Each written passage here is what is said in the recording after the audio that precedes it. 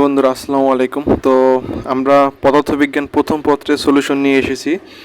তো ইতিমধ্যে আমরা অন্যান্য বোর্ডের সলিউশনগুলো দিয়েছি আমাদের চ্যানেলে, তো সেখান থেকে আমরা চাইলে দেখে নিতে পারেন।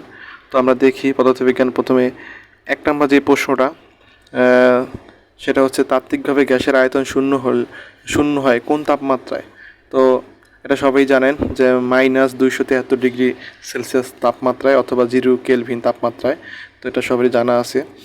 তারপরে এখানে বলছে, পুরোটা আমি আর পড়লাম না। 2-এর হবে খ নাম্বারটা। তারপরে 3 নম্বর যেটা আছে সেটা হবে ঘ নাম্বার প্রশ্নের উত্তর। তারপরে দেখবো আমরা 4 নাম্বারটা, যে 4 নাম্বারটা দেওয়া আছে 27 ডিগ্রি সেলসিয়াস তাপমাত্রায় একটি হিলিয়াম অণুর গতিশক্তি কত হবে, যদি কে এর মানটা দেওয়া আছে। তো এখানে এটা আপনারা সবাই একটু বের করবেন। বোল্টজম্যান ধ্রুবকের মানটা দেওয়া আছে। তো 4-এর হবে গ নাম্বারটা। তারপরে 5 যেটা, সেটা হবে ঘ নাম্বারটা। 5-এর উত্তর যে প্রমাণ চাপ নির্ণয়ের ক্ষেত্রে কোনটি সঠিক, তো এটা হবে ঘ নাম্বার।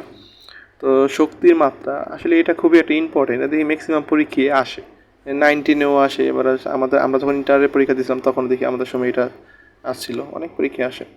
তো এই ছিল 6। তারপর দেখবো আমরা 7 নাম্বারটা। তো এখানে বলছে যে এই উচ্চতা থেকে ভূমিতে পড়ার ক্ষেত্রে শেষ বেগ এত হলে প্রয়োজনীয় সময় নিচের কোনটি, তো এটা গ নাম্বার হবে। এগুলো শর্টকাটেও বের করা যায়।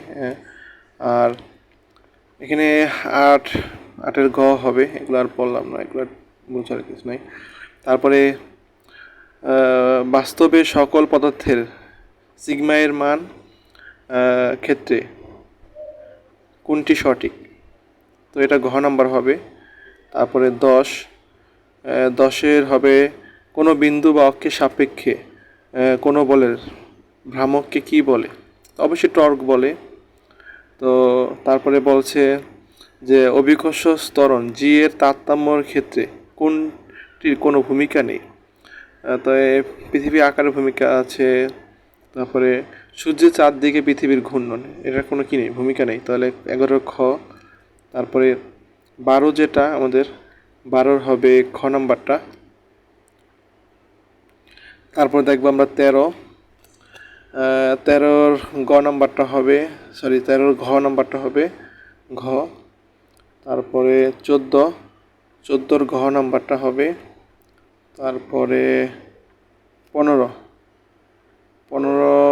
এখানে সঠিক উত্তর নেই, তো ব্যাখ্যাটা দেওয়া আছে। আর 16-র হবে ক নাম্বারটা। 17-র ক। তারপরে 18-র হবে গ নাম্বারটা। তারপরে 19 কৌণিক ভরবেগের ক্ষেত্রে কোনটি সঠিক, এটা সঠিক, খ নাম্বারটা। তারপরে 20-এর গ। 21-এর ক। তারপরে 22-এর ঘ নাম্বারটা হবে। তারপরে 23-এর ঘ। তারপরে 24-এর ঘ নাম্বারটা হবে। 25-এর খ নাম্বার হবে। তো এই ছিল আমাদের ময়মনসিংহ বোর্ডের ফিজিক্স ফার্স্ট পেপারের সলিউশন। তো আমরা পর্যায়ক্রমে অন্যান্য বোর্ডের সলিউশনগুলো আপনাদের দিব। তো চ্যানেলটিকে সাবস্ক্রাইব করে রাখেন যাতে সবগুলো বোর্ডের সলিউশনই আপনি পেয়ে যান, এবং যে অন্য কোনো বোর্ডের কেউ হয়ে থাকলে যাতে করে সবগুলো বোর্ডের সলিউশন আপনি দেখতে পারেন বা যে কোনো আপডেট পেতে পারেন। তো ঠিক আছে, সবাই ভালো থাকবেন। আসসালামু আলাইকুম।